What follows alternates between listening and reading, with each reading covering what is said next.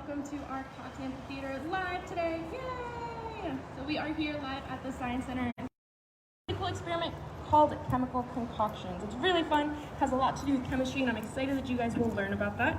First things first, always make sure whenever you're doing any kind of chemical experiments or any experiments at all, make sure you have gloves on to protect your hands because you don't know what might happen. Also, protect your face. We've got a protective shield. These were actually made here on site at the Science Center, so this is really cool to use. And we've got a nice setup where we're gonna make sure we're trying to keep all the mess from spilling everywhere. So we are gonna be doing a couple experiments that have to do with chemistry, and chemistry is really hard. There's a lot that goes into it, and you have to study a lot for it, but at the very, very instance of it all, it's, I don't know what happens when I put this and this together. Let's put it together and see what happens. So that's exactly what we're gonna be doing. We are gonna be trying to put some stuff together and just seeing what happens. So, a couple experiments that I have for you. First, we've got this here. I have two containers with a clearish liquid. They look like there's water on the outside, and that's because it's nice and hot here at the outdoor patio of our Science Center, but it's not rainy, so we can do this outdoors, which is great. Inside of my my flask, excuse me, I have two liquids, and I have no idea what they are. Secretly, I do, but shh. So a good way to find out what things are, you never want to taste anything in chemistry. That's very, very, very unsafe, because what if it's something that could harm you?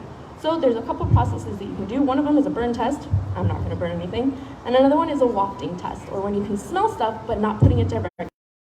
So pretend I didn't have my shield here. Instead of putting my nose right onto it like that, which would be very dangerous, you take whatever is in your flask, you swirl it around a little, and you brush those gases towards your face. Again, my shield is in the way, so you won't really be able to know what that is, but if I go like that, I will get no scent from this here. If I do the same thing with this one, swirl it around, blow it towards my face, again, not putting my nose right on top of it, but blowing those scents towards myself, I'm gonna get a very bitter, kind of acidic smell to it. Can you take a guess maybe what that is? Go ahead and drop it in the comments if you maybe think what that is. So you're like, okay, I'm not sure what it is, but that's not as exciting as it can be, so instead we've got balloons! Inside of my balloons, I have two mystery powders. They are mystery powders that you guys should have at home, so you are perfectly well to recreate this at home. We're gonna start off with our first experiment here. I'm gonna take my light blue balloon and I'm gonna put it over my flask. I get people with this question all the time. What happens when you put the balloon right on top of the flask? Everyone always says, it's gonna explode. And I'm like, surprise, no. When you put your balloon over the flask, nothing happens originally because all we have done is create a closed system. What you have to do is combine your two reactants. So the powder that I have in my balloon is gonna go into my liquid and, well, nothing happened, right? So this is gonna be an example of a physical change, which is what we're really looking at in these experiments. In a physical change, you're not gonna have too many things occurring. You might have a color change, so I did have brown sugar in my balloon. So as the water is dissolving that brown sugar, the water is gonna take that brownish tint. Well, you'll notice that nothing new changed. Maybe you'll get a change in states of matter. So I'm gonna get my solid sugar and dissolve it into an aqueous sugar solution, which means it kind of turns into a liquid. But nothing really happens with that, so we'll leave that there. But the opposite of a physical change is going to be a chemical change, and I'm very excited because that's probably what's gonna happen with this one. So again, we have our mystery powder. Don't know what it is, and we've got something that's kind of bitter, kind of acidic. We put our balloon over our flask. Always prepare for that question. Nothing happens right when you put it on there, but what you're hoping for is when you combine your reactants. So when I take my mystery powder and I combine it with my mystery liquid, I get a really, really awesome change. What happens here is I ended up with an inflated balloon. Very different from my first balloon where nothing happened. Because in these two mystery containers, hopefully you guys got them right, I did have vinegar down in the liquid, and then in my balloon I had sodium bicarbonate, which you guys might know better as baking soda. And when you combine those two things together, they do create a third substance, and that third substance is dioxide gas. So we took a solid and a liquid and we made a gas, and that is a really, really, really big example of a chemical change. You could have also had a really cool color change. You could have also had a smell that's going to kind of permeate the room. Kind of hard to do that here since we're outdoors, but you would smell something different. Or you can have heat, a lot of heat or lots of energy would be coming off. This experiment is actually an endothermic reaction, which means it gets a lot colder. So if you guys were to touch the bottom of this, it would feel very, very chilly, as opposed to my other container, which did not have a temperature change. So this, we're gonna move it over to the side. It should stay there, hopefully, for the entire presentation. If it doesn't, well, that's okay. Now we're gonna move on to another one. in chemistry, someone first decided to do all of these experiments, right? They're like, we're gonna mix this and this together and see what happens. But then they had to write it down. They had to write down all of the steps that they did and their procedures and all of that, so that if you were to try to do it again, you could either get the same results or maybe change it up a little bit and something different. So we have that here. We do have our procedures listed, our instructions, so to speak, kind of like a recipe when you're cooking, so that we do our experiment the right way. We don't want to do the wrong stuff because it could end up with a giant mess, or we could blow things up and that wouldn't be good. So we definitely want to make sure to try to keep it as controlled as possible, and that's what I'm going to do for you guys here. So we are going to be making things that you may have seen already, but it's still really awesome to see it over and over again. We are going to be combining 2 physical changes to create 1 chemical change. So let's see if we can keep an eye on all of those changes. Thing number 1, in this beaker, I'm going to be adding 30 milliliters of H2O2. H2O2, that sounds a lot like H2O, and if you know what H2O is, which you guys should definitely know, go ahead and drop that in the comments. Sweet. 30 milliliters of H2O2. So H2O2 is just H2O with another O in it. So it's another bit of oxygen that's been added to that molecule. And that is going to be hydrogen peroxide, stuff that you guys do have at home. It is very good if you have a cut or an injury and it cleans out your wound. So this is exactly what we are using for that too. It is really, really awesome stuff that you can use. Safe, not to drink really, but it is safe to use. But I'm still gonna be sure to use my gloves, because if it were to get on my hands and I had any cuts on me, that would be very painful. So we're gonna add about 30 milliliters of H2O2 or hydrogen peroxide to our flask here. This one's a little different. It is round and it has a more narrow neck, and I did that on purpose. To that, we're going to add a splash of soap. I am using orange soap. So if you combine a clear with an orange, that's good, and you swirl it, nothing is really gonna happen, but it's really interesting because you're gonna get a lighter orange color. What's happening inside of this flask, even though you can't really see it, is your H2O2 is slowly turning into H2O. That oxygen, that extra oxygen, is being released out into the air, so you're gonna end up with a couple bubbles inside. I put the soap in there so we can catch those bubbles as they're leaving, but right now, it's not really doing anything. So, we're gonna speed up that process.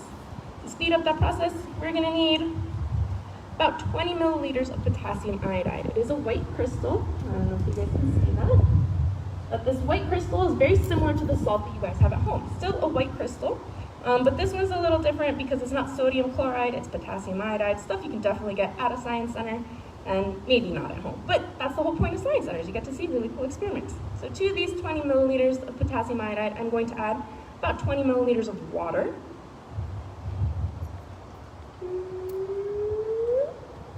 Sweet, we're right around there. And you'll see that just like as we did over there with our sugar water, I'll get a spoon to stir. As we did with our sugar water, it starts to dissolve into the liquid. Nothing too crazy happens. Exactly like this experiment, a physical experiment, nothing happened, no real change that's impressive anyway. But you are getting that potassium iodide or that salt to mix into your water. So dissolve that well, give it a couple more swirls. All right, so here's the fun part.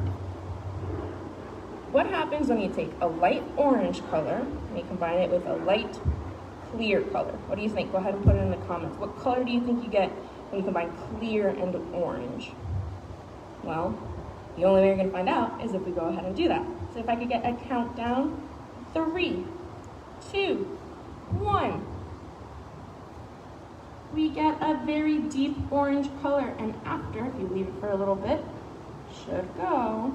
Remember, we're speeding up those oxygen bubbles getting caught. Uh-oh. Uh-oh. Check that out. Sometimes in science, things don't go exactly as you want. It is going, it's just going very slowly. You'll notice that I put a little bit of liquid, but it's slowly getting bigger. We're gonna try and speed that up a little bit by adding a little bit more hydrogen peroxide. Let's add about 10 milliliters more, because we had 30 and we used 30, 40, so we'll put 10 more. All right, try this again, adding a little bit of hydrogen peroxide to that. Swirl. Oh, well, boo. It is gonna go nice and slow. It will eventually rise up. You guys can definitely keep an eye on that as it goes. Can't make it go any faster. Hello, friends. finishing up some experiments here if you'd like to watch, and you definitely are welcome to answer any questions if you want. I'm also live on Facebook right now, so hello Facebook. So I just finished a really cool experiment where I'm trying to get my soap to go up through my beaker, but my experiment didn't work as well as I wanted it to, because sometimes in chemistry and sometimes in science you got to do it a couple times before it works properly, even if you're following all of the instructions. But we'll move on to the last one, which is definitely my favorite because it's super cool to watch and happens very, very quickly. So here we are going to be using two new beakers. One is labeled solution A, one is labeled solution B. And because we are doing a new experiment, we are going to use a new set of instructions, because you don't really want to do this all willy-nilly. You definitely want to try to follow along with what should be done. So in solution A, here I've got 60 milliliters of water. To that, I'm going to add a little bit of diluted vitamin C. So this is a vitamin C tablet, same stuff that you can take to boost your immune system when you're feeling not so great. So we're going to take about 3 milliliters. So 1, 2, 3 milliliters of that. Swirl it in there. Again, we just have a physical reaction. Nothing is happening yet. To that, we are going to add about 2 to 3 milliliters of iodine. So the same powder that we used for that one. This experiment should definitely go a lot better. We'll add, there we go, about 2 to 3 milliliters of that. Again, it's a salt.